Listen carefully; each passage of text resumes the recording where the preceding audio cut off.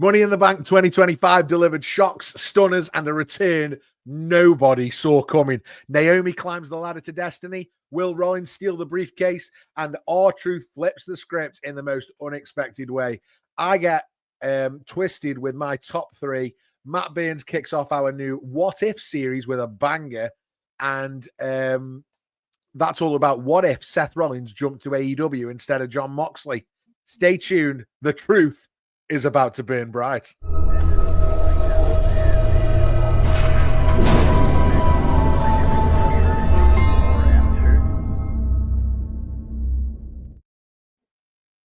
Hey, it's Scott Barratt. Welcome back to the Burning Truth. And I am once again joined by my co-host with the most. It's Matt Burns, everybody.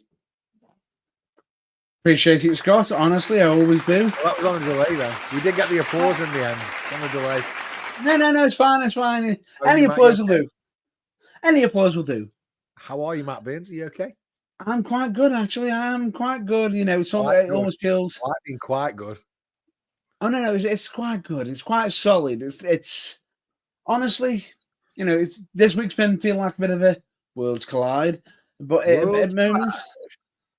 But with that, I've got this one world collide question I need to ask right now, which is none other than Scott. How are you? I'm good, mate. I'm all good. I've been waiting, so I don't get interrupted anymore. I just wait for the question because I know it's coming. After about 30 episodes, I think we're getting used to it. I'm okay. Has it been 30 episodes? I think it's probably been more than that by now. Probably. It's maybe 30 is probably about right. We've blinked. We've blinked and they've gone past.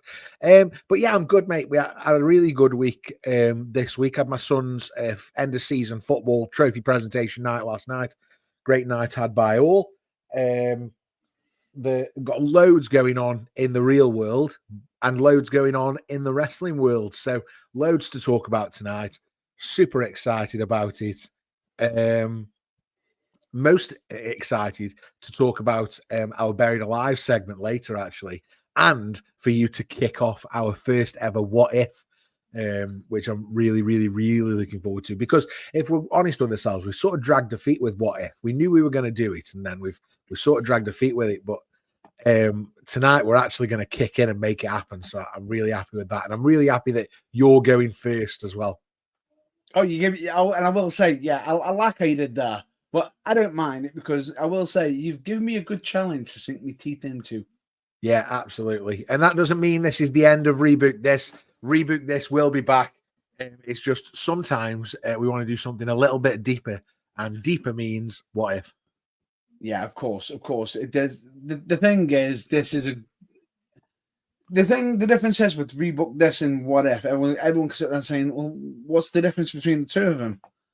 There is a bit of a difference because it's got a bit more of a deeper meaning because that is because Reboot This is how would you do this storyline differently? How would you do this wrestler differently? What if this change was made? How would that affect the ripples of time? Yeah, because the difference is it's changing dramatically what is actually happening. It's like instead of this match actually happening with these individuals. Like a what if is like, what if The Rock and Austin never actually had their major feud? Yeah. And it was somebody else. Absolutely. Yeah. 1000%.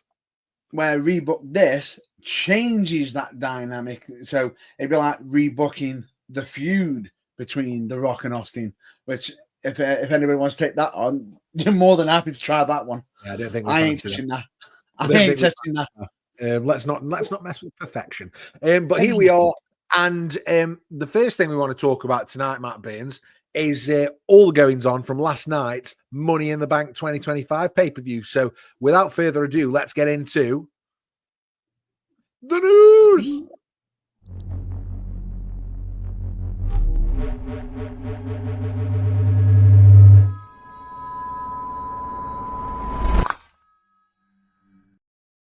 Yes, it's the news. This just in as well. Of course. Oh, yeah, sorry, this just in. Also, just in, as an interesting fact for you, Go on. would you like to know how many episodes we've been on? 39. Oh, this is number 39. There you go. This is number 39. Thanks for joining us for all 39.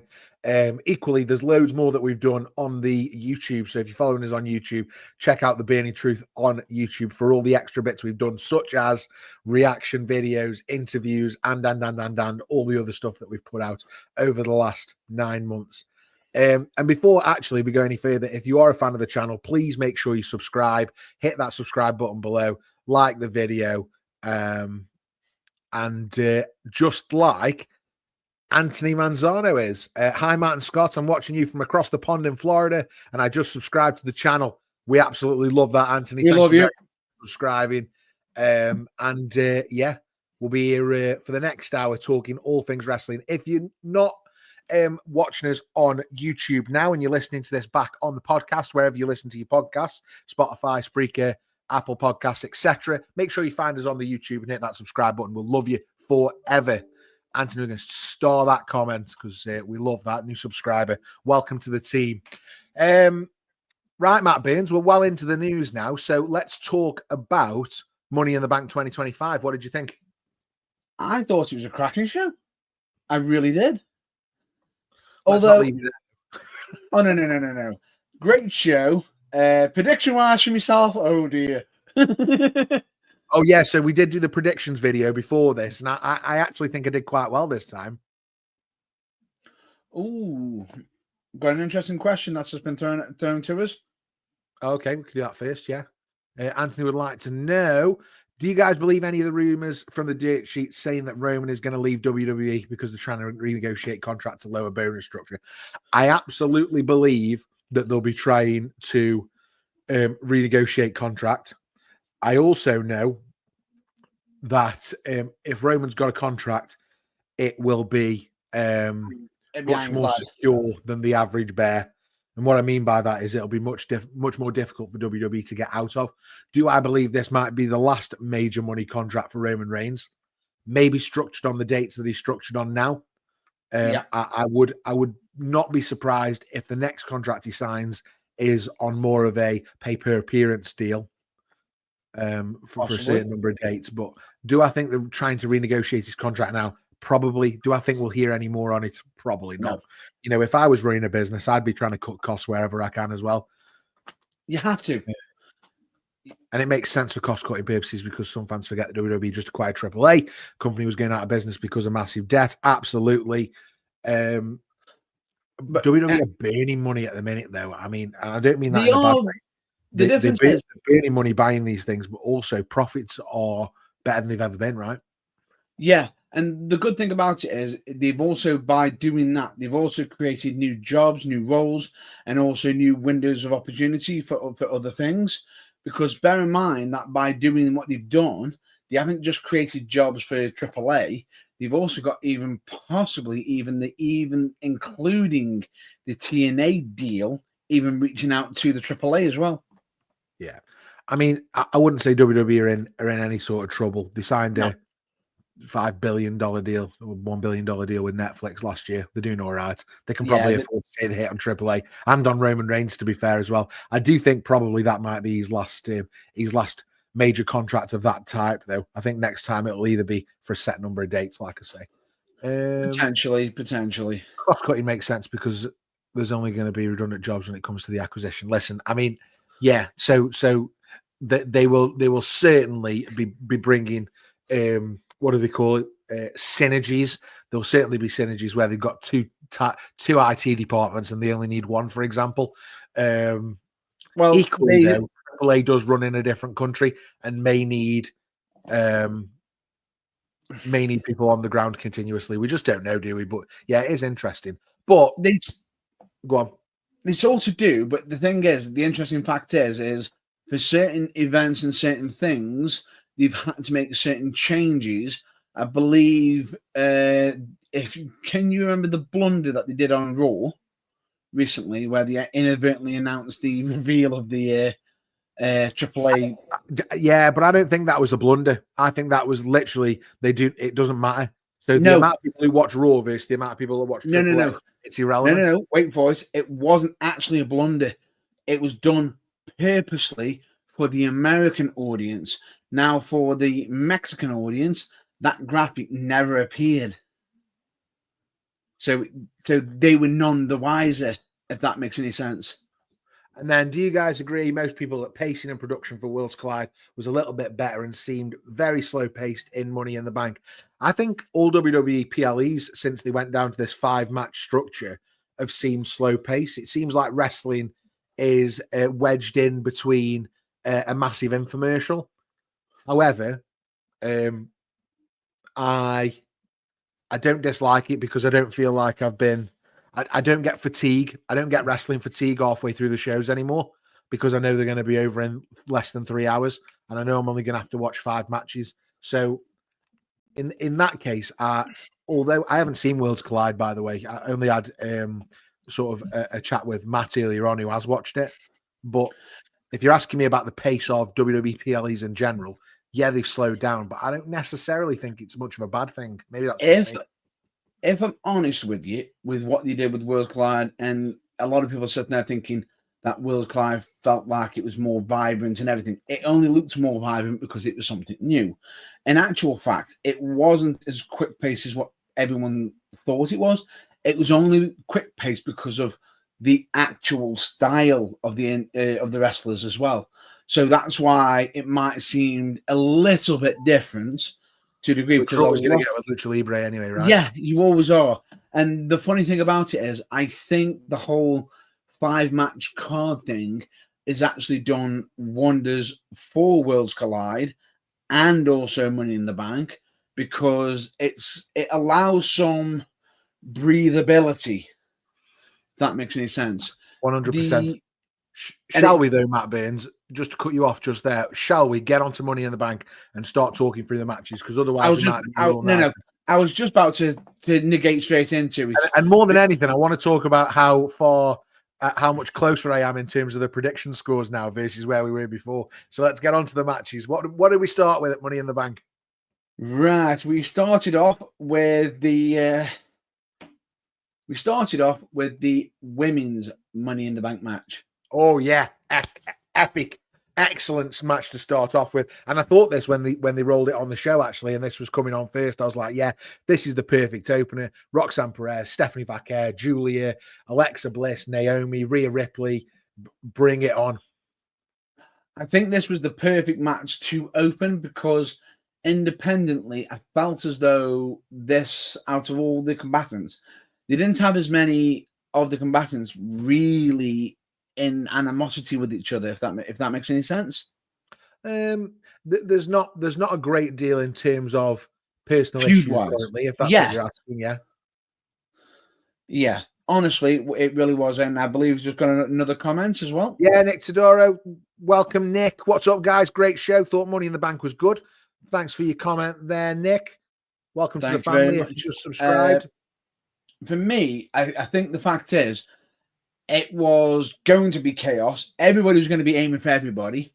And I think the bits that we got from each of them was really, really interesting because... Yeah. And we both absolutely got this wrong on the predictions, right? We both got it absolutely wrong. Yeah, I mean, just to give a bit of context, we did the predictions episode. You can go back and watch that on the channel, but I'll hold my hands up. I thought they've brought Stephanie Vaquer up. She's lost the NXT title. She is going in. She's going to be Miss Money in the Bank. It's happening. And then when she hit Rhea Ripley with the on the ladder, no, the push up on both the move that I can only describe as the Devil's Kiss. The Devil's Kiss on Rhea Ripley on the ladder. I thought this is it, but not to be. And if I'm not mistaken, Matt Burns, you predicted that Roxanne Perez was coming away with this one. I honestly thought Roxanne Perez, and to be honest with you, I feel as though she stole the actual show on the match for how much she was all over the place, hitting a Asylum moonsaults on Rhea Ripley while she's on a ladder. Incredible. That was arched. Then hitting pop rocks on a bridge ladder, while also at the same time Alexa Bliss is doing the exact same thing, but cold code red. Yeah. Which was I just thought stereo code reds, but yeah, very, very, very, very good match. And I think the right winner as well. When I actually sat back and reflected afterwards, and I saw Naomi holding the briefcase, and I think Michael Cole even called it out. He said, forget her attitude, forget whatever. This is a woman that's worked really hard to be where she is today. And was putting her over, if you like, at the end. And I think, for me, Naomi, deserved winner. Really happy to see where this goes. If I'm Tiffany Stratton, I'm worried about Naomi. But then again, with Naomi, for how much of a chaos she is, I wouldn't just say Tiffy should be the only one to be worried. Io should be worried as well. There you go. Great match, that one. But 0 points for either of us on the predictions. 0 points for us either. And I will say, like you just said, the right winner, and I thought it was a nice touch, the fact that they actually pointed out that she's the one who got the most experience. Yeah. Because she's been in the most and not won it, where you got Alexa Bliss who had won it. Yeah, absolutely. And if you guys are watching along live, if you've got thoughts on who you thought were winning, maybe you thought it would be Naomi, maybe you thought Rhea Ripley was going to take the win, Alexa Bliss, maybe you had different thoughts, get them in the chat. We'll talk them through, because for me, I thought Stephanie Vaquer was an absolute cert. I would have put hundreds of pounds on that last night. It was, to be honest with you, as much as I could sit there and say I'm upset that Roxanne Perez didn't get the win, I can't be mad. It was a great opening match. Yeah. And do you know what's really interesting with that one, actually? There was nobody there that didn't deserve to be. And in probably contrast to the men's Money in the Bank match, where there was probably 2, maybe 3 of them that I thought, what are they even doing in this match other than filler? In the women's, any of those 6 could have come away with the briefcase, and I would have been a very happy man. Yeah. And in fact, I'd probably give the women's match maybe 4 out of 5 sausages, 4 out of 5 bangers if I was gonna rate it. Solid. Yeah, I think so. I think it was really, really good. Perfectly acceptable wrestling to start us off on Money in the Bank. Do you want to talk us through how we got to the second match on the card, Matt Burns? Only because, again, I haven't seen Worlds Collide, so I only got the hype package before the match, and I'm sure you've got your own thoughts on this. And then once you found out this was going to happen at Money in the Bank, what would you have predicted beforehand? And for the guys in the comments too. Oh, I was already saying it as it was happening. I was like, absolute no way Dominik is losing. Well, give us the background on what happened, Matt Burns. What happened? There was a 6-man tag, which was Octagon Jr., Aerostar, Mr. Iguana against the Latino World Order, which is Dragon Lee, Cruz del Toro, and Lindsay Dorado. This is at Worlds Collide, yeah? At Worlds Collide. Opening match. Yeah. As well. Great back and forth. Plenty of action. And Octagon Jr. got the win. Now, prior to this, there was a bit of knowledge being spread out, mentioning that Octagon Jr. is a massive fan of Rey Mysterio and everything. And as he was doing it, you can see that Rey Mysterio was in the crowd watching on. And all of a sudden, after the match, Dominik Mysterio interrupted, pretty much run in. And this was only because Rey Mysterio actually was at the event announcing everything. And when Octagon Jr. come in, he said he was one of his biggest fans. Now, because he's one of the, he says he's a big fan of Rey Mysterio, Dominik took umbrage to that, dove in the ring and started beating down on him and put on the mic and sat there saying to him, "Really, you're a fan of a deadbeat dad? You're a fan of a deadbeat dad. I'll tell you what, this is how much of a how much your faith in him is. I'm going to absolutely beat you down at at Money in the Bank, and and why not? Why don't I put the Intercontinental Championship on the line?" And you can almost see Octagon Jr.'s face, just like, what? Yeah, I confused me that. Confused me that he wanted to put the belt on the line, but confused me that we waited until the day of the show to promote the 5th match. I think we knew there was going to be a 5th match, but the reason why I think it was cleverly done is because Octagon Jr. took a bit of a beating in the opening match. So bear in mind, he's worn down. He's already had a match. Yeah, Dominik Mysterio. He doesn't necessarily. So if I'm watching Worlds Collide, I'm a pretty diehard fan, right? Yeah. Because the casual fan might not be watching Worlds Collide. Let's be fair. I mean, it is live on YouTube, which is free, so maybe there are more people watching it than normal. But my gut is telling me that you're a pretty diehard fan if you're watching Worlds Collide. So then announcing the match for Money in the Bank later on that night with Dominik Mysterio, that's not going to get any extra. I mean, in my mind, anyway, that's not going to get any extra eyeballs on the show. I don't think it was more so to get the eyeballs on the show. Then why do it? I think the reason why they've done it is A, to try and get some cheap heat for Dominik. I mean, he doesn't need any. Continue. B, in the match, what was interesting is, yes, Liv was there. She only got involved, I think, about once near the end. Dominik looked quite strong in the match. He did. He looked quite strong. With the finish, even hitting the 619 and finishing off with a meaty frog splash. Almost. I just don't get it. The whole thing was a bit of a turn off for me. I don't understand why we booked it lastminute.com. We could have done some sort of build up so the casual fan would have got it. I was just a bit not confused, but confused by the whole thing. I just wasn't. Didn't do it for me this one. I'm happy Dom got a win on pay-per-view PLE, but I mean, a waste of time for me this one. Filler. In a show that we can't get Drew McIntyre on, we can't get Damian Priest on, we can't get.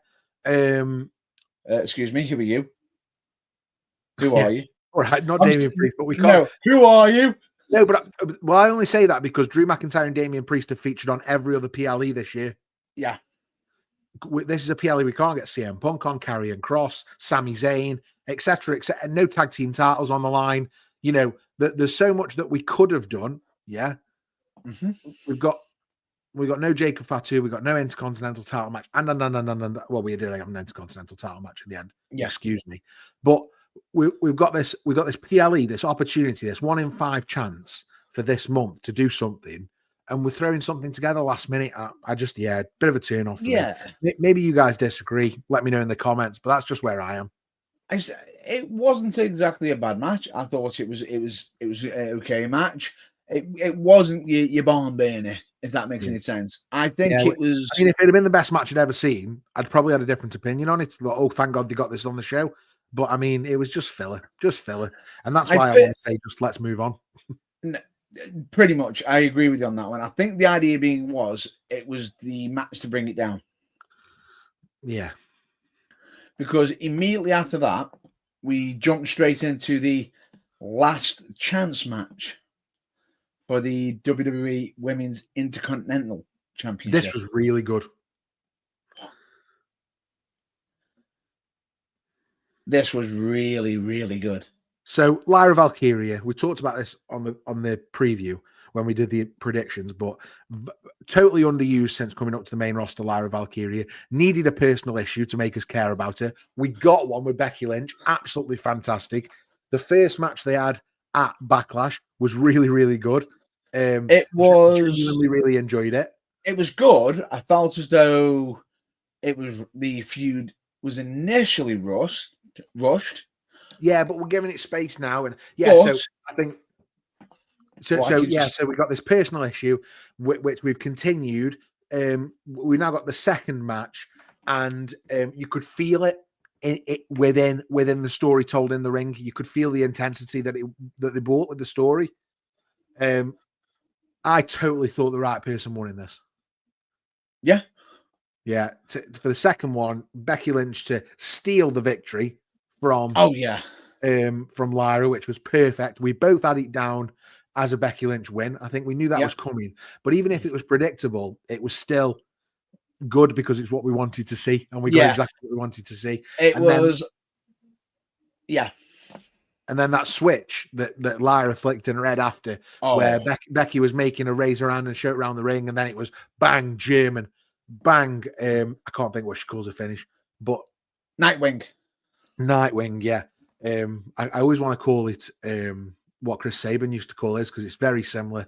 Cradle shock. Yeah, it's very similar to the cradle shock, isn't it? But she doesn't hold the leg.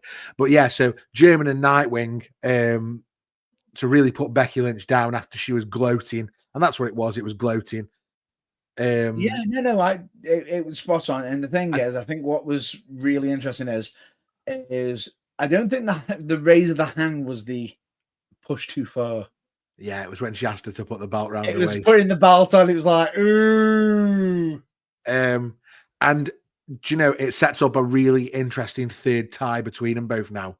And I'm really interested. You know, I'm interested. I want to know how this story finishes, because I really want Becky Lynch to get a comeuppance. Is it going to be right now, or are they going to pull it back a little bit and then do really later? Or I think I don't know what PLE is next. Which PLE is next? We will have a Saturday night's main event. I think that's probably too soon. I believe we've got Night of Champions. Night of Champions in Saudi. Night of Champions in Saudi. I don't think we do it there. No. I would do Evolution 2, which I think that's set for July. Is that set for the day after All In? July 12th is the Great American Bash for NXT. We've got the Saturday night on as well. Yeah, that's the Evolution end of July. Is the night after. Is the 13th of July. Yeah, there you go. So I think that's the night after All in Texas. So I can see us doing it there, and I think Becky Lynch getting a comeuppance. I'm there for it. It fits in nicely. Saturday night main event is on the 12th, with also having the Great American Bash on the 12th as well.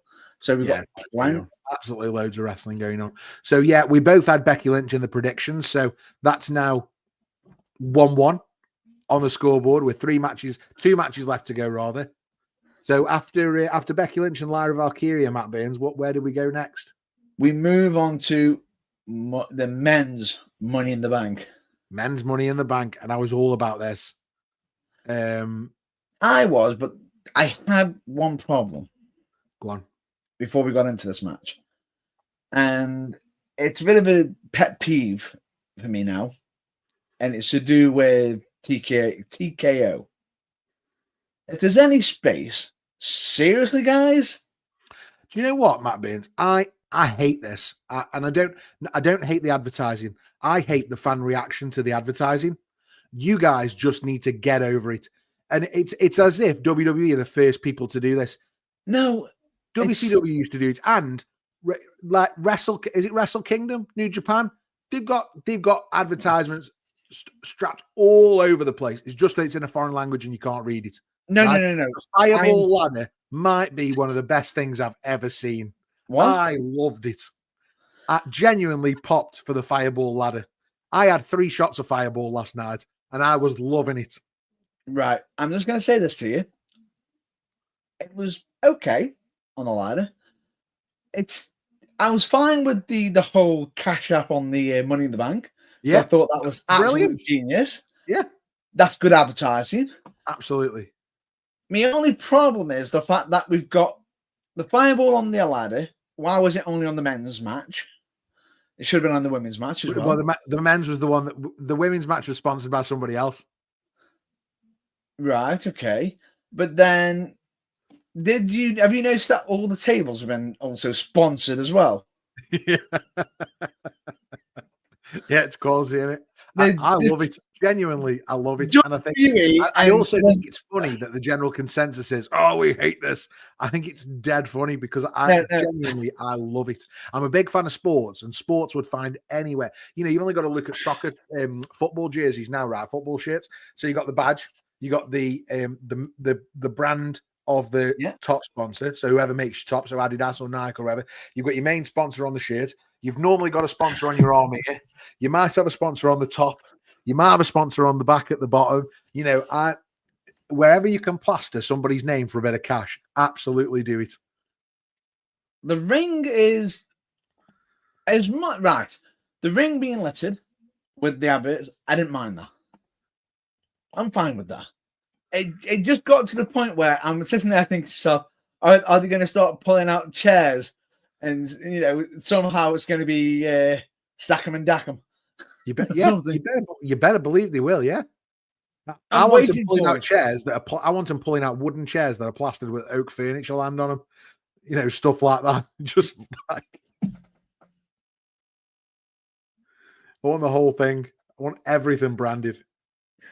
Coming soon. Why can I just see it an oak chair? Can you imagine how much better the hardcore title matches would have been between Al Snow and Hardcore Holly if they were hitting each other with biffa bins instead of just bins? Biffa bins. You know what I mean? So I don't mind the advertisement, but what did you think of the match? So for me, I said it earlier on, but there was 3 filler competitors in this one and 3 that could have won the match, right? So we got Solo, LA Knight, and Seth Rollins that could have all won the match. And then there was El Grande and Marigable. And who else was in it? Penta. And the last one that absolutely had no reason to be in there, Andrade, that is so far off Money in the Bank winning level. It's not even funny. I'm not mad that he was in the match, but it was obviously filler and he was never going to get anywhere near the title. It wasn't like the women's where anybody could have won it. There was only 3 people that were ever going to win that match. And for us, actually, when we did the predictions, there was only 2 that were possible. We'd wrote off Solo as well. Although, props to Solo. Do you know what? Probably my favorite ever Solo Sikoa performance. Yeah. And the weird thing about it is when he was doing Penta and like the hot brilliant, the facial expressions, he is so good. He's so underrated. Funny. Totally underrated. And I'm intrigued now, actually, that we stopped looking at Solo Sikoa as we tried to force him to be Jacob Fatu. Yes. And actually, if we just let him be himself, he's fabulous. He's funny as hell. Yeah, he is. He's genuinely funny. He is genuinely funny as hell. And as I was watching him, he's literally doing the pentagon, putting the stomp in. It's like you can see, not just that, you could also see the fun on his face. Yeah, I think he's more confident in his role now than he's ever been, and that's brilliant to see. Genuinely, I think Solo Sikoa had almost written him off towards the end of last year. I feel as though we're getting. If you've watched some of the clips from the WWE Live stuff, have you seen some of the clips of him? He is absolutely hilarious. And I mean that in a genuine way. I feel as though with Solo Sikoa, you've either got somebody who could be a really good face, but he doesn't. He's a very good comical heel as well.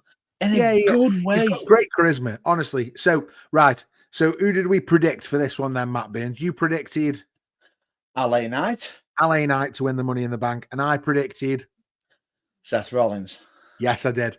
And who won the Money in the Bank, Matt Burns? Yet to be confirmed.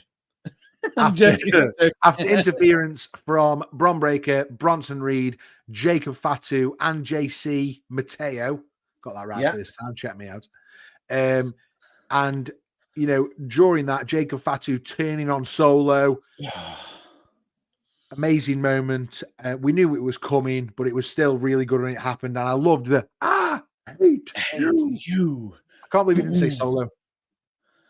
I wanted I hate you Solo, but I can live with it.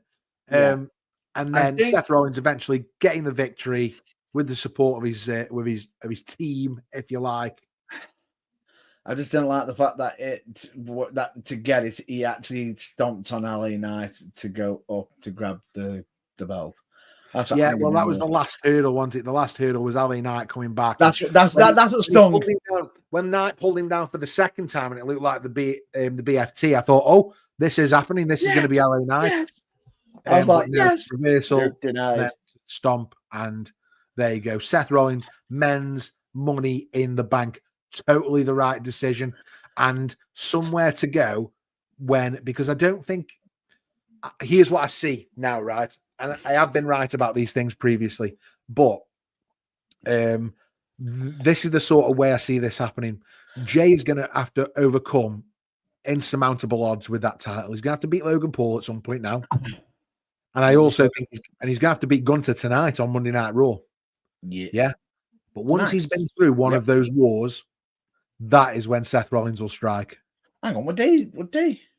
Tomorrow, sorry, on Monday Night Raw. I'm living in a world where PLEs are on Sunday. It's because I'm a 90s kid. So yeah, I think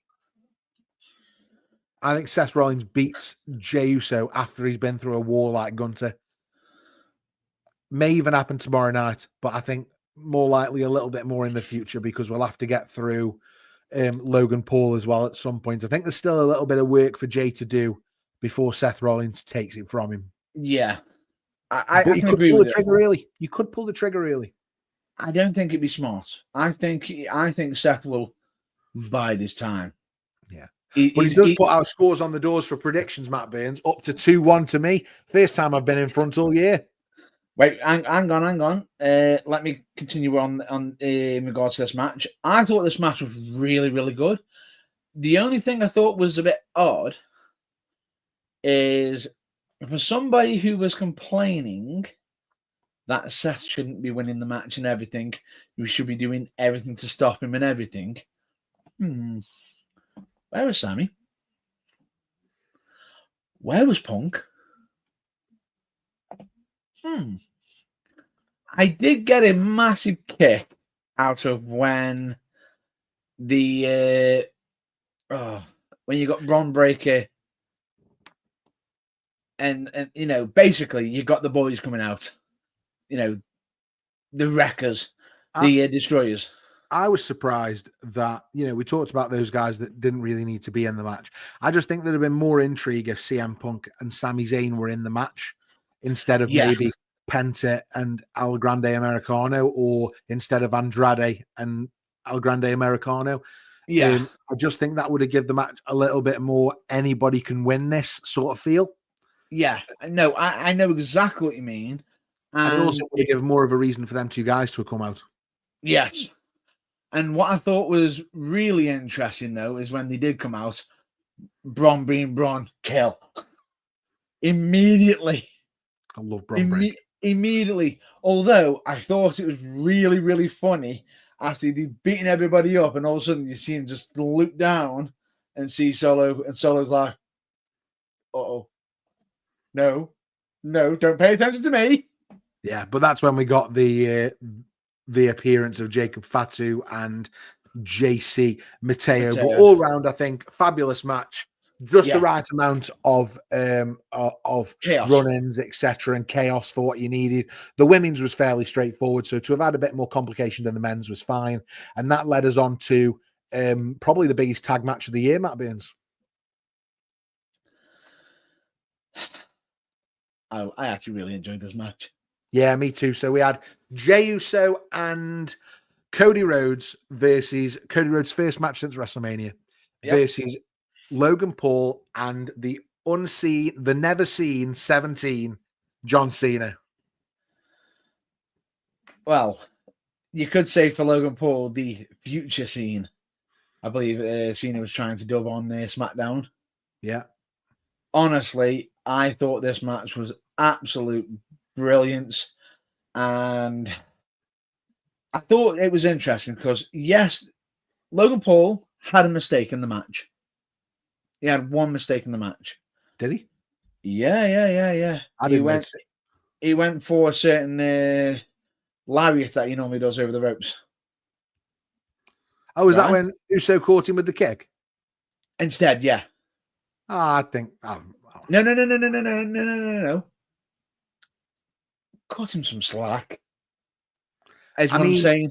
I mean, I mean, I wasn't the agent for that match. I don't know that was supposed to happen. You weren't the agent for that match. You don't know that was supposed to happen. No, You're guessing that's a botch. No. I think it was a really well-timed super kick. I wouldn't be surprised if it wasn't a botch.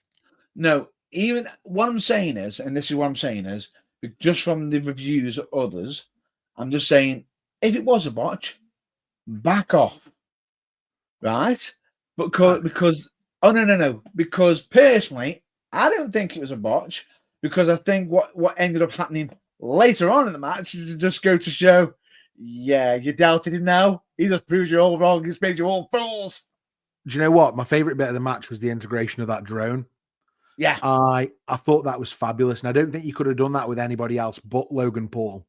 And it was really special, that was. And the superplex, or in fact, it was a super duperplex, actually, wasn't it? Because it was from the very top.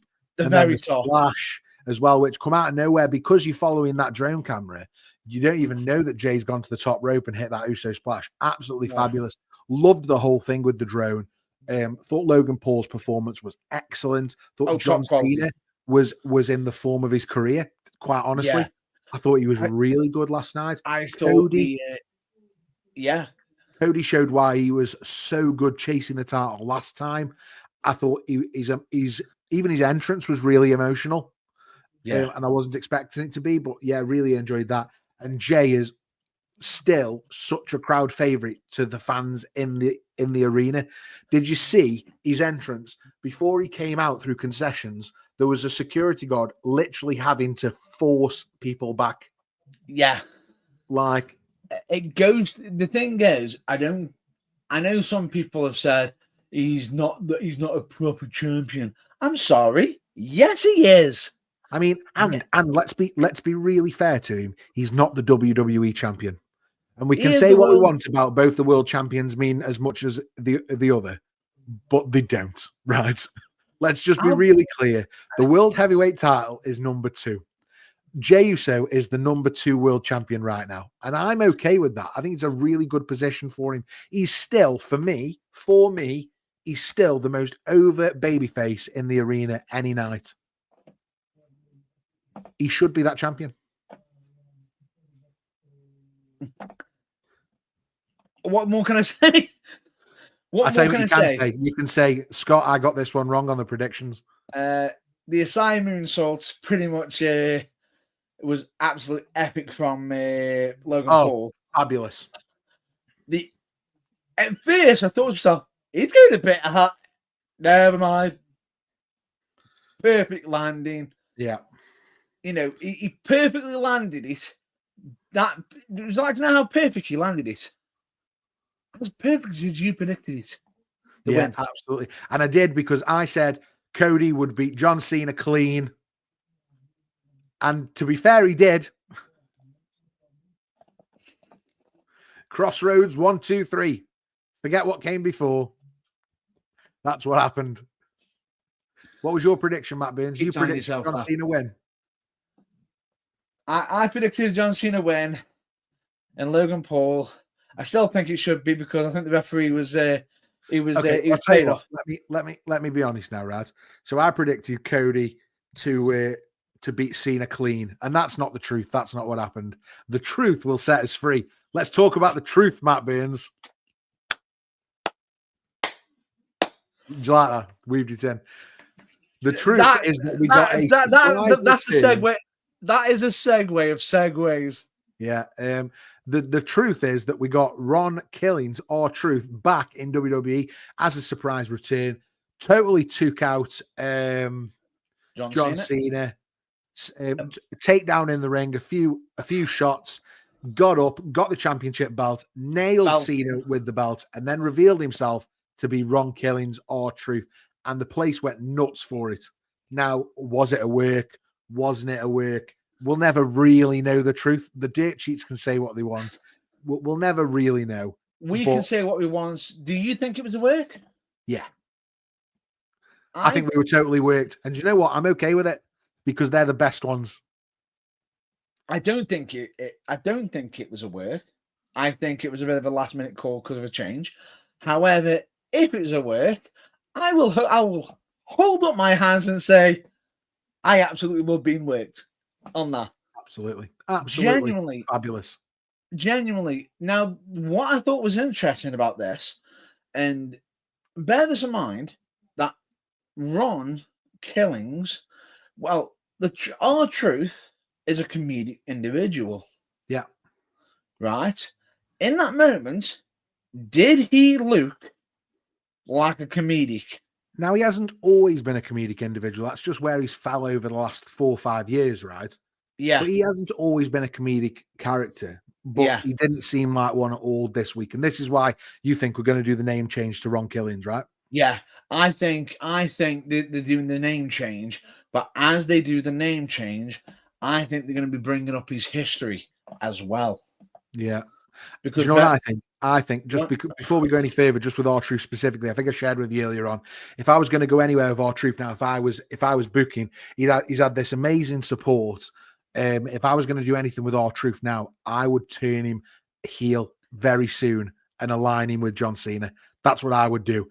Keep everybody guessing, because the momentum of that return will not be sustainable. You need to switch it up and do something different. So for me, personal now, I would probably wait until we do Cody Cena again and have Truth be the reason that Cena retains. Maybe that's what listen, I'm just throwing stuff out there and seeing what sticks. But I do think it's really interesting.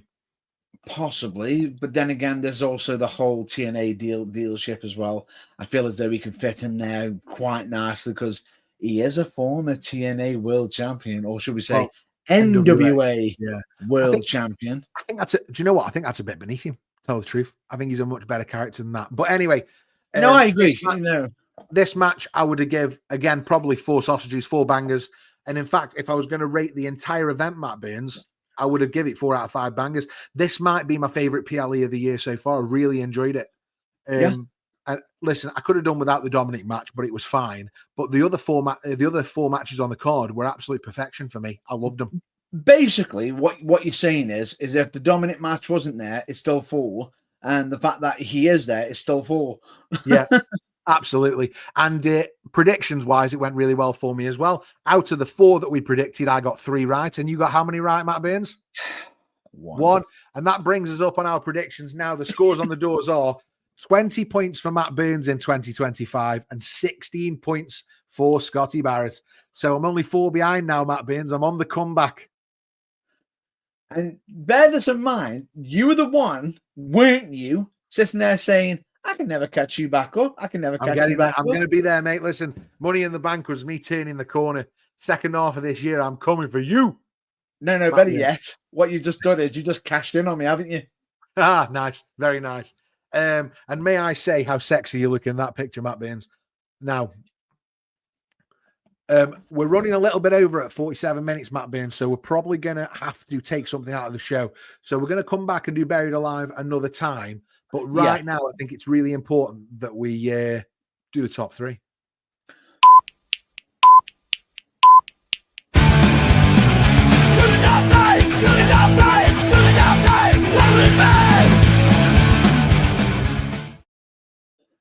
Now, for the top 3, we're not going to...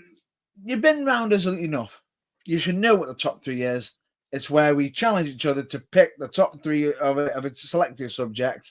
And I am challenging Scott right now to pick his top 3 submission maneuvers. Yeah, you are.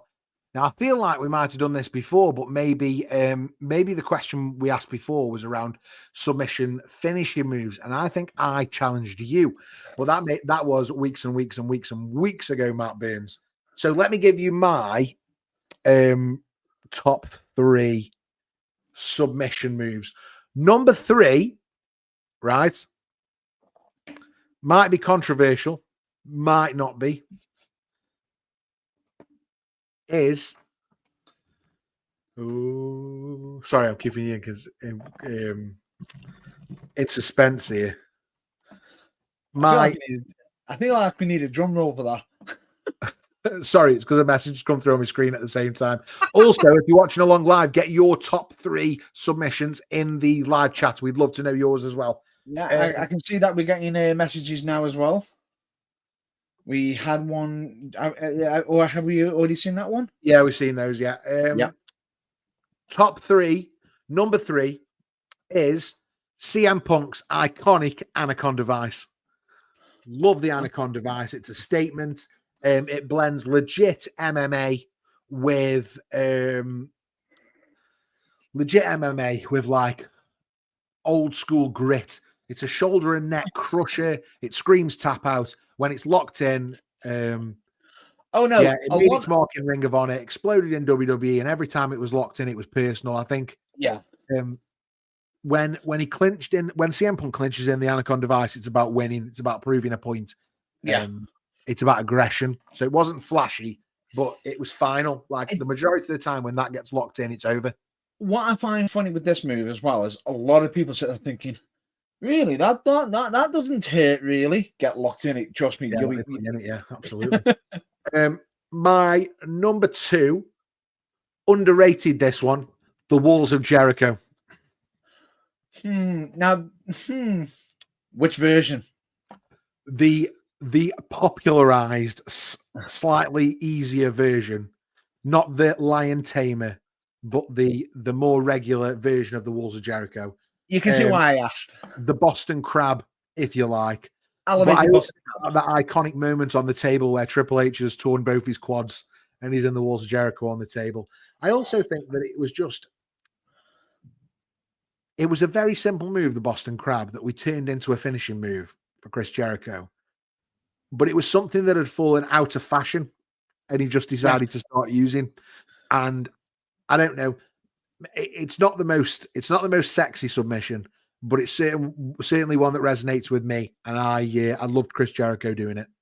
It was as much as you can sit there and say the Boston Crab isn't sexy. The fact is, he added a little twist on it by elevating it. So it was the Boston Crab, but it wasn't the Boston Crab technically. It was a modified one, and it was and it added to it. Yeah, it was the Walls of Jericho. And my number 1, controversial. In fact, hold on. Let me do a honorable mention first. Honorable mention for the Scorpion Deathlock, not the sharpshooter, because that was Bret Hart's move and Bret Hart shit. But no. Sorry, I'm sorry, sir. I'm going to interrupt you for a good way, because the sharpshooter is technically the Scorpion Deathlock, because the Scorpion Deathlock was actually before the sharpshooter. Bret had to be shown how to do the Scorpion Deathlock. Yeah, well, I don't. We're not a big fan of Bret Hart over here on my side of the channel. But the Scorpion Deathlock by Sting, definitely an honorable mention. But the number 1 for me, the number 1 submission from Ken Shamrock's MMA roots to Kurt Angle making grown men scream, to the moment when Kurt Angle broke Scotty 2 Hotty's ankle live on Monday Night Raw. It's the ankle lock. This hold's got legitimacy written all over it. It's not just pain, it's precision pain. Number 1 for me is the ankle lock. Okay, that's completely threw me off. Has it thrown you? It's thrown me because I was expecting another move from you. Go on. I was expecting a certain move from, woo! Oh, the figure 4. Listen, I love the figure 4, but it's nowhere near. It's not the ankle lock. Do you know what I mean? Do you know what the biggest problem with the figure 4 is? It's reversible. It's very reversible, and when it gets reversed, I think it hurts more reverse than it does on. Oh yeah. Yeah. So, for me, they're my 3. So let me give you my top 3 again: Anaconda Vice, Walls of Jericho, ankle lock. They are my top 3 submissions. Get your top 3 submissions in the live chat or in the comments below. That was the top 3. Thank you very much. Now it's time, Matt Burns, for something even sexier. So, if you remember, we said tonight we were going to do our first ever What If. And the What If I am challenging you to tonight is, what if it hadn't been Jon Moxley who jumped ship from WWE to AEW? What if it was Seth Rollins?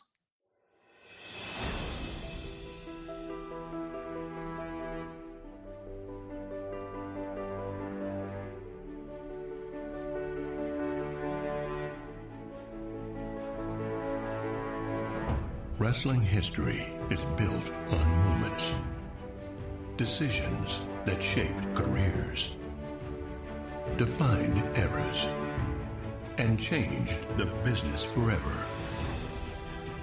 But what if things had happened differently?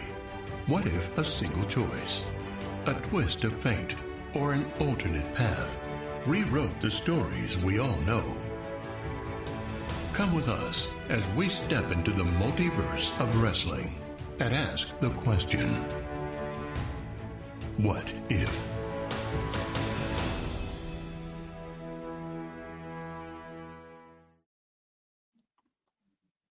What if, Matt Burns? I'll let you take it away.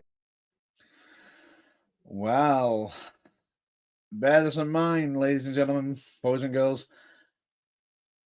I will say this. If Jon Moxley didn't go into AEW, that means he would still be Dean Ambrose.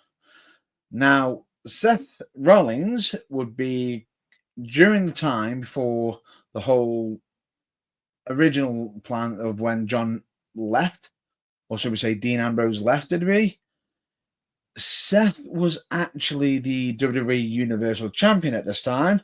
So just for our own sanity, let's just say he was no longer champion during that time, because I believe there was a Money in the Bank that was on May 19th, if I'm not mistaken, where I believe, I'm just trying to double check on it, Brock Lesnar had won the Money in the Bank ladder match and decided to cash in on Seth Rollins much sooner than he originally planned.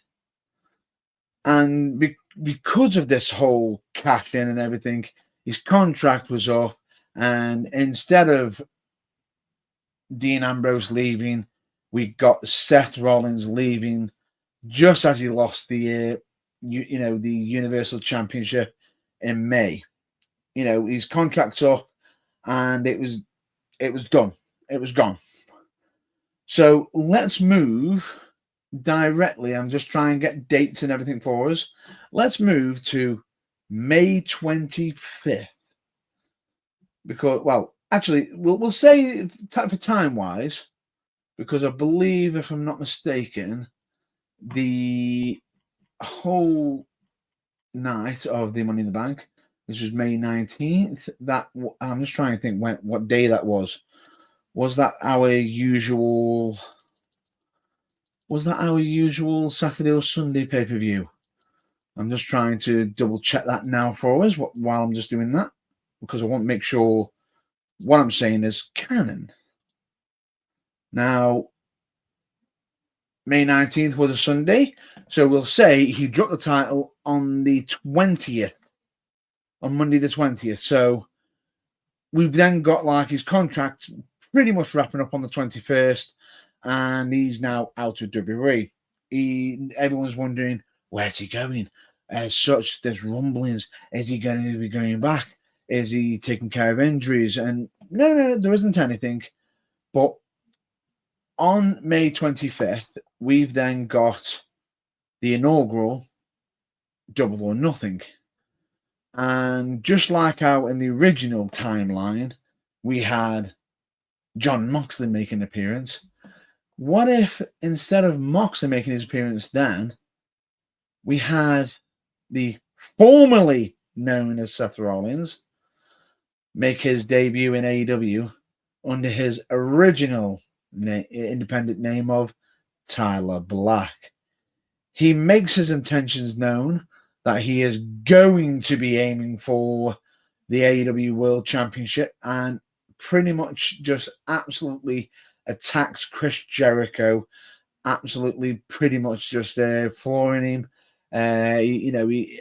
He's attacking Kenny Omega, and as much as everyone can sit there and say, he's established himself as an anti-hero character, no, he's just trying to get rid of Kenny Omega out of the picture because he wants Chris Jericho for himself. Now, as this happens, he pretty much pummels onto Chris Jericho, who is the actual champion, and he sort of sits there saying, "Listen." Straight after he goes, "Right, Now listen, I am going to tell you right now that Chris Jericho is no good for AEW. He is no good for AEW at all. Him being the AEW World Champion is not the right thing. It is not good for AEW. We need to correct that. I foresee that he is a danger for AEW. So right now, he's got his target set on Chris Jericho. But instead of going straight into it, we sort of have him just being a bit of a, sort of just lurking in the background, letting Jericho do his own thing for a bit, getting his wins, but he's just making his presence known that he's watching. He's waiting for a critical moment, and eventually that critical moment does happen. I'm just trying to find it now. When I believe when Moxley won the actual championship. Right now, bear with me. When did he win it? Originally? Because at the moment we've got Jericho beating like Adam Page as such and everything, which is fine. But we'll have it going up to Revolution 2020, which, if I'm not mistaken, that was February 29, 2020. Now, originally, we had Moxley here, but instead we fit in Tyler Black instead. We pretty much fit the same story. The only difference is when it comes to the fit, when it comes up to the build-up, in all of his other matches, and when he arrived, he was finishing people off with the stomp, right? The curb stomp, as many would say. He's using that as a big finish. Boom. We get to AEW Revolution. He nails Chris Jericho with the stomp. It's not enough. So he's got to one-up it. He decides does he consider the super stomp? He does nail the super stomp, but at the time, Chris Jericho had backup, causing distractions, and it was enough to pretty much allow Chris Jericho to get that last kick out, that last breathable second kick out. Desperation setting in. It's kicking in. And immediately we see that switch click off in Tyler Black's head. He goes, I know what I need to do now. I know what I need to do. And everyone thinks, what's he going to do? Is he going to hit a pedigree? Is he going to hit another stomp? No. It looks like he's setting him up for some sort of like suplex maneuver. As he lifts him up, he decides to drop him into a brainbuster, but as he's doing it, he's landing Jericho into a small package at the same time, into his old classic finisher, the dreaded God's last gift. As he hits this is what nails, pretty much was the last nail in the coffin, pretty much gets the 1, 2, 3. He gets the win. He gets the championship. He is celebrating, overjoyed that he has beaten Chris Jericho, and in his mind, in his vision, he has stopped Jericho from ruining AEW. He thinks he is the only one who, right now, he thinks that he's the right man for the job right now to put AEW on the right path, in the right direction of where it should be. And we get him, pretty much every week, as they're saying, celebrating. He's overjoyed that he stopped Jericho's tyranny as such. If many of you can believe that. we then decide to go from there into what shall we have next? Because in the original plans, which I'm just trying to find now, bear with me. In the original plans, eventually Kenny Omega won it. Now, instead of Kenny Omega winning it at Dynamite Winter is Coming, where Sting makes his big debut and everything, we have Kenny Omega attempting to make it, and when Kenny Omega is doing his whole TNA issue and everything, and he's going, you're not the man for the job, you're not the one to do it, you're not going to claim it. And instead of Kenny Omega taking it right then and then, instead we get Tyler Black beating Kenny Omega and drawing out that victory for a bit more longer. And he's sitting there, and eventually we see Tyler Black take a step back and just going, well, I've beaten Moxley, I've beaten Kenny Omega. I am the right guy to lead AEW in the right direction, but the competition that's being sent my way isn't right for AEW. Is there a problem here? Is there anybody who is ready, who is good enough to take this championship off me?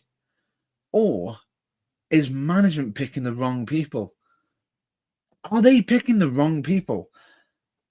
Does he have fault with Tony Khan? And right then and then, he then gets it in his head that AEW is inadvertently still gone into a bad place. It's still gone into a wrong direction. And he's foreseeing the future that AEW is not going to be able to survive under Tony Khan's vision, under Tony Khan's watch.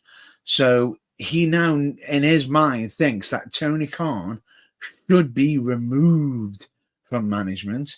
So he's now challenging authority, sitting there saying, no, I want Tony Khan out of his authority position because he is not right for AEW. He is lining up challengers who aren't right for the job. We need we need the vision. I need to be using my vision to protect AEW from Tony Khan. And he actually believes it. He believes in his vision that if Tony Khan continues to be in power, whoever does take the belt off him, if it's one of the people that Tony Khan's picked, he envisions it going into a complete chaos and into the wrong direction.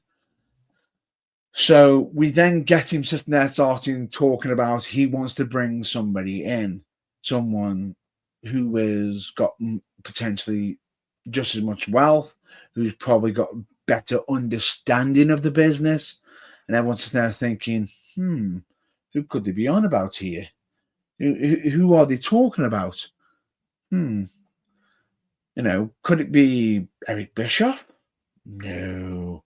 Could it be Ted Turner? No. He decides to sit there and say he wants to bring him in once he's removed Tony Khan from his power. But he feels that if he doesn't, he needs to get the name out immediately. So instead, it is then decidedly said he will reveal it down the road when the time is right. So now we've got Tyler Black turning heelish on Tony Khan, who now sit there thinking, I need to get this belt off Tyler Black, to defend AEW. Could he leave with the AEW championship with this new business partner he's supposedly stacking himself with? That could do some serious damage potentially. So he's sitting there thinking, who do I get? Start setting up number one contenderships quickly, and eventually we get Hangman Adam Page being built up. As they're building him up, you've got Tyler Black sitting there saying, cryptically sitting there saying, Hangman, you ain't so innocent. You ain't the man to take me down. You're not the, you're just a Tony Khan lackey, regardless of whatever cowboy stuff you want to try on me. I am going to beat you. It doesn't matter. So we start keep building up and building up and building up. Eventually, just as it comes to be, we get Hangman Adam Page fighting against Tyler Black. And just as it looks like we're going to get the buckshot lariat and he's about to get the win, we get a hooded figure literally trip up or stop Hangman Adam Page from literally doing the flip over or tripping him up to get Tyler Black to hit God's last gift to successfully defend the championship and literally just sit there and say, you are done. Back of the line. Doesn't matter. So right now, we are dreading the fact that Tyler Black is dominating with this championship again for a long time. But then we started setting up for the a big, massive casino. We start building up to the future, and there's strummings of someone coming soon, a big name who could possibly bring an end to Tyler Black's reign. Now, the strummings obviously don't know who it is yet. Now, the hoodie figure isn't revealed on the night.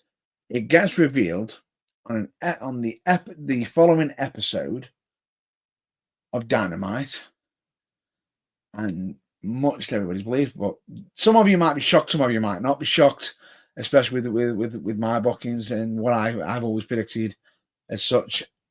But the hoodie figure pulls off his hair, pulls off his hood, revealing himself as the business partner of Tyler Black.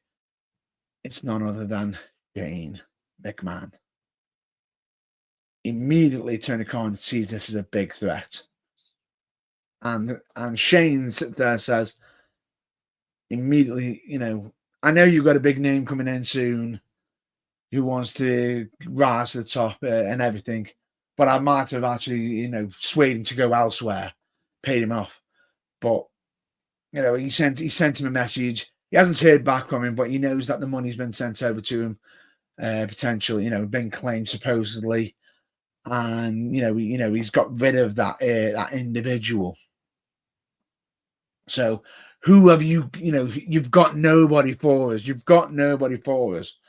So it looks like, there's no challenger. So immediately you got Tony Khan panicking, setting up a tournament, but Seth decides in the final of this supposed tournament, that was meant to be leading up to one of the big events. He doesn't think any of them worthy. He pretty much interrupts it, puts him down. But as it gets put down, he puts the challengers down. You're not worthy of it. Nobody is. No one can beat me. No one is not even the best in the world can beat me. As he says that, we get static on the screen. We get the lights dim down low. And it is suddenly then revealed that the individual who was supposedly meant to have been turned away by Shane McMahon hasn't turned away and has decided to arrive in AEW regardless. CM Punk. Immediately, Tyler Black is livid over this. He is pretty much absolutely livid over this. He is screaming at Shane. I thought you said this was a done deal. I thought you said this was a done deal. He took the money. He took the money. For Punk to literally come out with the bag of money, and you see Shane literally go, see, he's got the money. He's got the money and everything. He's like, yeah, and you can see it looks like Punk is bought, but he ends up opening the bag and starts throwing out the money pretty much left, right, and center and says, not for me. Thanks for the donation, pretty much. Shane's now living that he's just lost a lot of money. You know, he's just lost a big chunk of his change. He's not happy. Tyler Black's absolutely livid, but Tony Khan is absolutely beside himself with the fact that he's got CM Punk come in and he is a potential top contender to consider taking on Tyler Black and hopefully try to bring an end to this dominating reign. So right now we are deciding to we're building up to potentially AEW Revolution. I believe this match in 2022. So Tyler Black's had a really good reign right now. And right now, instead, it is CM Punk in the main event against Tyler Black. And it's going back and forth and everything. And he is clutching to try and get this championship. Now, we literally say it's literally to a point where Punk, it looks like Punk has to win. But unfortunately, on this one, Tyler Black robs him blind, cheating again. You know, Shane gets involved, and you've got Tony Khan who's absolutely livid, and he literally says, "You see, not even the great one, not even the greatest of the greatest could beat me." But Punk decides to sit there and say, "You know what? I've had enough of this. One more, double or nothing." But this time, dog collar match for the championship, and you've got Tyler Black saying, "Really? That's not even worth. You're not worth my time. You know, you're beneath me. I've already beaten you." And he just goes, "No. Let's see it." And just as you think, he's struggling, he's thinking, "Do I put myself on the line?" And everything. Tony Khan comes out and goes, "You face Punk one more time. If he wins, he becomes AEW World Champion. If he loses, I step down and Shane McMahon steps in." Immediately, Tyler Black is frothing at the mouth because that's perfect for him. That gets the biggest threat, the biggest thing he wants out. Because remember, in his vision, that Tony Khan is not good for AEW. And he wants to automatically put Shane McMahon in, which is what he wants. His visions, he decrees that his vision is right. He's saying it's right that if Shane's in, he can save AEW. So instead, it's all down to this. May 29, 2022. Tyler Black said a thunderous, record-breaking championship reign. It is Punk versus Tyler Black for the AEW World Championship and potentially for the control of AEW in a dog collar match. And we know these two individuals in our current timeline will be absolutely brutal with each other. They are brutal. It is an absolute dogfight of a match, back and forth and everything. We then get Shane trying to get involved and everything, but eventually, Tony Khan finally decides to call for assistance, calls for help, and the one person he ends up asking for help from is none other than Chris Jericho to give assistance to CM Punk to bring Tyler, to help bring Tyler Black's reign to an end. And much as soon as Shane is getting involved, we get Chris Jericho's music hit, and he comes down to negate Shane McMahon from being involved, gets him gone, and it's looking like we're now down to 1-on-1. We get Tyler Black lifting up CM Punk, it looks like he's going for the, God's last gift immediately. For him to slip behind, pick up GTS. But then Punk sits there and thinks, no, this is personal. Picks him up again, puts the chain round his knee, GTS's him again with the chain on his knee, and then slowly drags Tyler Black's pretty much lifeless body as he taps all four corners to earn the victory and become the new AEW World Heavyweight Champion.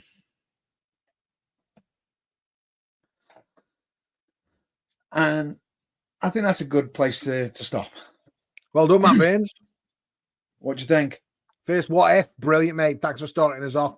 I think some really good stuff in there. What we're not going to do with What If is rate live on the podcast. That's not what we're going to do. What we are going to do is we're going to ask anybody who's watching and anybody who's listening later to get onto the YouTube page and post what you think of Matt Baines' What If Seth Rollins moved over to AEW instead of Jon Moxley in the comments below. So what are your thoughts on that? And what would you give it out of 5 bangers? One banger being the worst, 5 bangers being epic. What would you give him out of 5 bangers?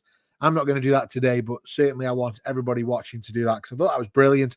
Really well done, Matt Baines.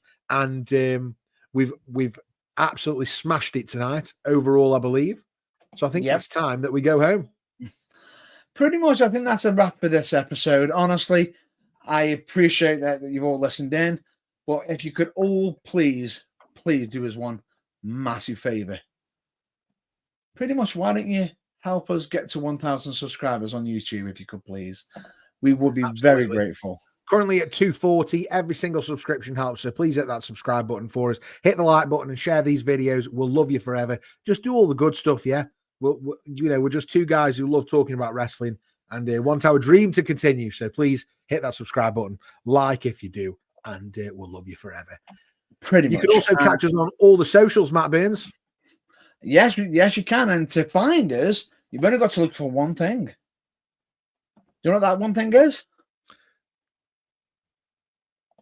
The championship belt, which is right. Type in The Burning Truth wherever you are on the socials and look for the championship belt. We're everywhere, literally everywhere there's social media. We are there. Type in The Burning Truth and look for the championship belt. You can also find us on our website, www.theburningtruthuk.com, for all latest information, blogs, videos, and everything else possible ever, including our merch store, where you can get fabulous designs such as the one Matt Baines is wearing there. And Matt Baines, I think that's something you say about now. Pretty much.